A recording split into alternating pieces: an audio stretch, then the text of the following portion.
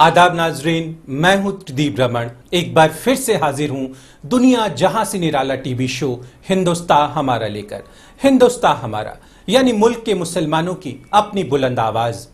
आज के मकाम में हम आगे बढ़ाएंगे जमीयत उलमाए हिंद के जनरल सेक्रेटरी और साबिक मेंबर ऑफ पार्लियामेंट मौलाना महमूद मदनी की जिंदगी की दास्ता को। किरदार में आज बारी है फिल्म खुदा गवाह की। आदाब नाजरीन, मैं हूँ साइमा खान, मेरा भी आदाब कबूल करें।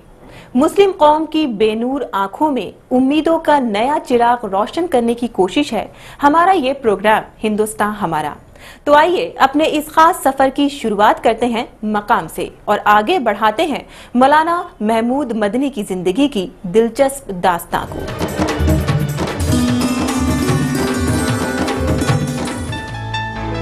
कल के एपिसोड में हमने जनाब महमूद मदनी साहब की पैदाइश, तालीम और सियासी सफर की शुरुआत के बारे में जाना। आज के एपिसोड में हम महमूद मदनी साहब की जाती जिंदगी, कौम के लिए उनके नजरियात और उनकी पसंद नापसंद से आपको रूबरू करवाने जा रहे हैं। मुल्क और कौम की खिदमत के लिए मदनी साहब हर पल तैयार रहते हैं। कौम की खवातीन को अच्छी तालीम कैसे हासिल हो, इसके लिए वो काफी फिक्रमंद रहते हैं और खवातीन की तालीम के लिए इन्होंने कई इदारे और तंजीमों की शुरुआत भी कराई है।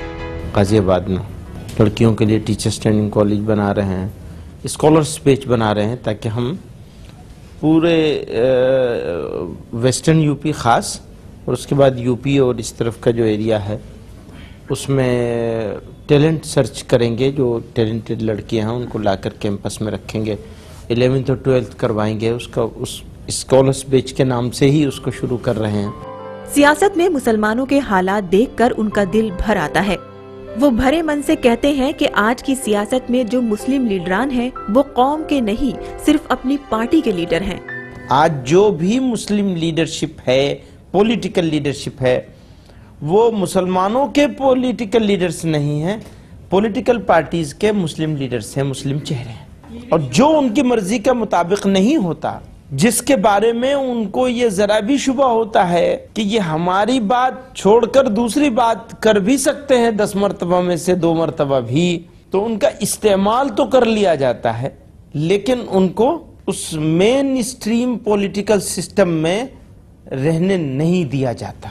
कड़वी बात, लेकिन मैं कहता हूं कि टिश्यू पेपर तो अगर फेस टिश्यू है तो आदमी चेहरा पोंछता है, लेकिन मुस्लिम लीडरशिप का इस्तेमाल टॉयलेट टिश्यू के तौर पर होता है इस मुल्क में। मदनी साहब कहते हैं कि चाहे किसी भी सूबे की हुकूमत हो, सभी ने मुसलमानों के साथ धोखा और जालसाजी की है।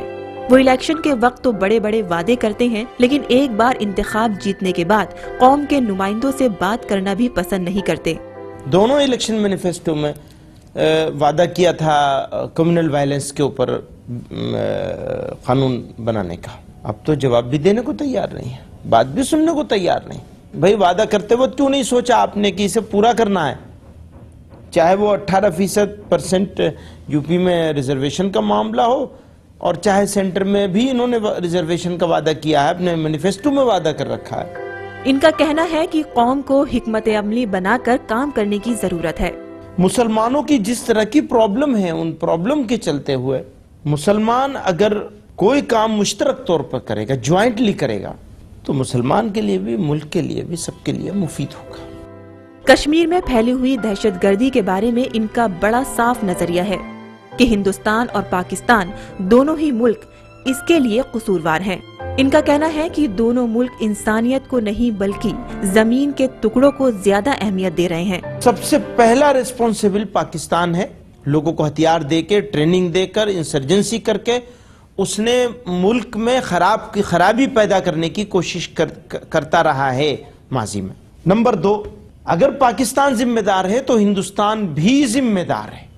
हिंदुस्तानी फौजों का, लॉ इन्फोर्सिंग एजेंसीज का और हुकूमतों का रवैया कश्मीर के इशू पर अक्सर, कभी कभी ठीक भी रहा होगा, लेकिन अक्सर ऐसा रहा है जिससे यह महसूस होता है कि हमारे मुल्क को और हम लोगों को कश्मीर की जरूरत है, कश्मीरियों की जरूरत नहीं है। अब आप जमीन चाहिए, जमीन पे रहने वाला इंसान नहीं चाहिए। पाकिस्तान की जितनी टोटल पॉपुलेशन है उससे ज्यादा पॉपुलेशन में इंडियन मुस्लिम्स यहाँ रहते हैं। परवेज मुशर्रफ के हिंदुस्तान दौरे में उनके साथ हुई बहस को वे इत्तेफाक और जज्बाती मानते हैं। परवेज मुशर्रफ से बहस करना इनका मकसद नहीं था। अपनी प्रॉब्लम्स को सोल्व करने की और सोल्व करवाने की ताकत रखता है।